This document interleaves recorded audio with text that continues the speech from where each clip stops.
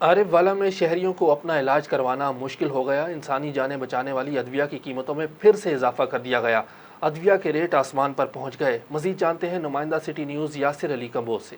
جی، عارف والا میں انسانی جانیں بچانے والی ادویات کے ریٹس پھر آسمان پر پہنچ گئے۔ غریب عوام کو روٹی کے ساتھ ساتھ اب علاج کروانا بھی مشکل ہو گیا۔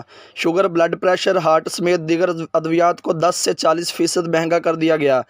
جی السلام علیکم۔ میں 3-4 دن پہلے میڈیسن لینے آیا تھا تو مجھے انہوں نے ایک ہفتے کی میڈیسن 560 روپے کی دی تھی، لیکن اب میں میڈیسن لینے آیا تو انہوں نے میرے 700 روپے کی کہہ رہے ہیں میڈیسن دی جائے گی۔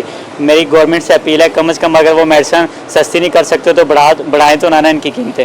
السلام علیکم جی بھائی، میں 2-3 دن پہلے دوائی لینا آیا سی، وہ دوائی 560 روپے دی تھی تے اج میں دوائی لینا آیا، اج وہ دوائی 650 دی تھی تے حکومت والوں اپیل ہے کم از کم دوائی مہنگی تو نہ کر جی، سستی نہیں تو مہنگی تو نہ کر۔